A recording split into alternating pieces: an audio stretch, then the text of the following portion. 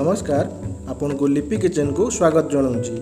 आज आम आपण नहीं आईचु गोटे भिन्न स्टाइल रे रुटी रे प्रस्तुत होइतिबा गोटे रेसिपी। एते सुंदर रेसिपी आपन केबे भी खाई नथिबे। एटा गोटे सुंदर अति सहज रे तैयारी होइतिबा ब्रेकफास्ट। चालू देबे स्टार्ट करिबा। आम सेति पय नेचु 4टी रुटी। एबे रुटी की रोल करिकी भलो भाबे रे काटि नेबा। एबे भल से काटि नेबा एमती लंबा लंबा पीस करिकी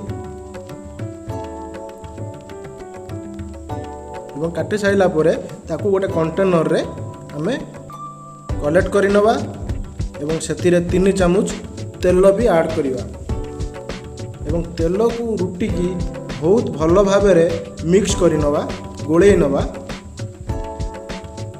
ये गोटे सुंदर अति सहज रे निर्मित अति टेस्टी ब्रेकफास्ट। बासी रुटी समस्त घरे होतिबो निश्चिंत। बासी रुटी रे प्रस्तुत रुटी चाउमीन। गोटे कड़ाई नवा किछि तेल नवा तेल गरम होला परे सेतिरे किछि कटा हेतिबा रसुण एवं कटा हेतिबा अदा पकेबा एवं गोटे प्याज आमे काटिक रखिछु ताकू ऐड करिबा एवं 2टी कंचा लंका ऐड करिक ताकू भलो भाबरे फ्राई करिबा एवं सेतिरे एबे किछि कटा हेतिबा बीन्स पकेबा एवं गाजर कटा हेतिबा गाजर किछि एवं किछि कोबी पत्र बंधा कोबी पत्र किछि ऐड करिबा एवं ताकू भलो भाबरे फ्राई करिबा तेल रे। एबे आवश्यक अनुसार स्वाद अनुसार आम लुण ऐड करिबा सेतिरे एवं ताकू भलो भाबरे मिक्स करिबा। लंका एवं हळदी अध चामच ऐड करिबा एवं अध चामच गरम मसला ऐड करिबा एवं भलो भाबरे ताकू मिक्स करिबा।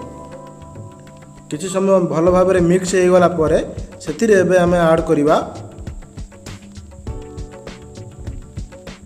टमाटो सॉस आध कप, चिल्ली सॉस गोटे टेबल स्पून एवं गोटे टेबल स्पून सोया सॉस सबू को भलो भाबरे मिक्स करि नबा। आमे तैयारी करूचे टेस्टी टेस्टी रुटी चाउमीन जे कि बासी रुटी रे बहुत भलो भाबरे हेताय। आमे जो रुटीटा को गोळेई के रखितेले तेल ताकू एबे ऐड करिबा एवं सेतरे किछि गोलमरीच गुंड करके ऐड करिबा एवं बहुत भलो भाबरे आकू मिक्स करिबा। ए मिक्सचरटा को रुटी की भलो भाबरे मिक्स कर साइला परे ताकू 5 मिनिट मिनिमम 5 मिनिट मिक्स कर साला परे ताकू लो फ्लेम रे ताकू भल से मिक्स करिबा फ्राई करिबा। एबे सेतरे हमें धनिया पत्र कटा हितबा धनिया पत्र किछि ऐड करिबा। एबे आपनकर प्रस्तुत हे जायछि अति सहज रे अति टेस्टी पूर्ण गोटे रेसिपी रुटी रे तैयारी चाउमीन।